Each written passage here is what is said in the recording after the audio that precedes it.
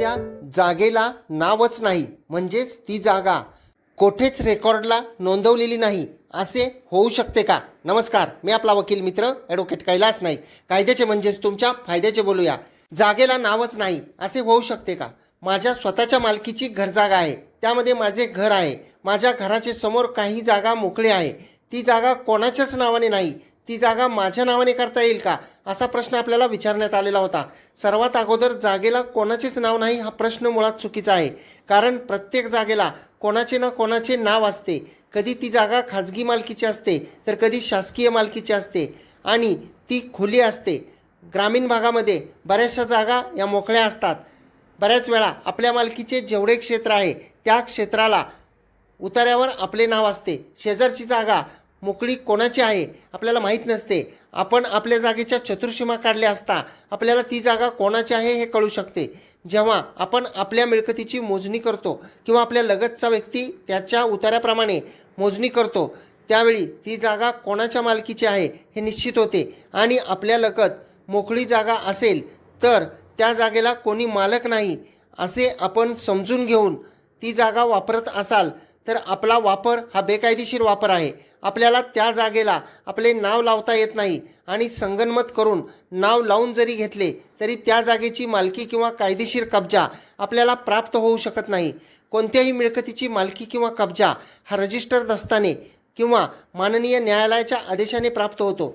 त्यामुळे जागा कोणाच्याच मालकीची नाही आणि मी ती वापरत आहे, त्यामुळे माझ्या नावाने ती करता येईल का या प्रश्नाचे उत्तर म्हणजे जागा ही कोणाच्या ना कोणाच्या मालकीची नक्की असते आणि ती जागा कोणी वापरत नाही म्हणून आपल्याला आपल्या नावाने ती जागा करता येत नाही.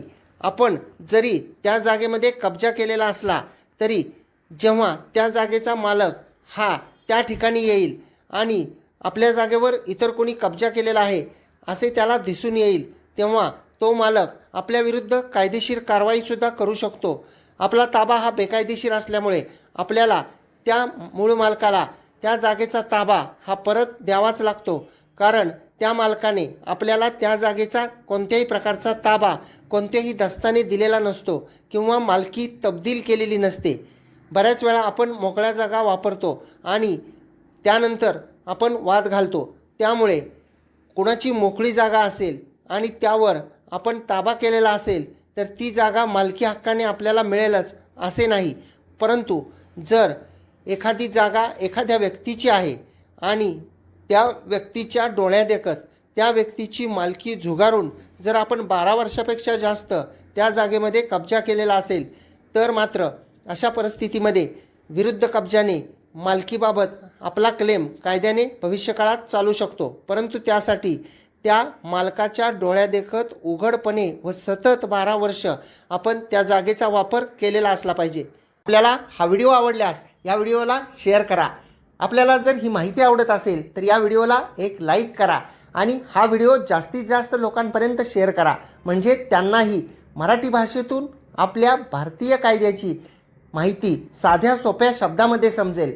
अशाच प्रकारची माहिती ऐकण्यासाठी आपण जर कोर्ट कचेरी या यूट्यूब चॅनलवर व्हिडिओ ऐकत असाल आणि अद्याप आपण सबस्क्राईब केलेले नसेल तर सबस्क्राईब जरूर करा. बाजूचे बेल आयकॉनचे बटन दाबा म्हणजे व्हिडिओचे नोटिफिकेशन आपल्याला नियमित येत राहतील. आपण जर हा व्हिडिओ फेसबुक आणि इंस्टाग्रामवर पाहत असाल आणि अद्याप आपण फॉलो केलेले नसेल तर फॉलो जरूर करा आणि या व्हिडिओला लाईक करून शेअरसुद्धा करा.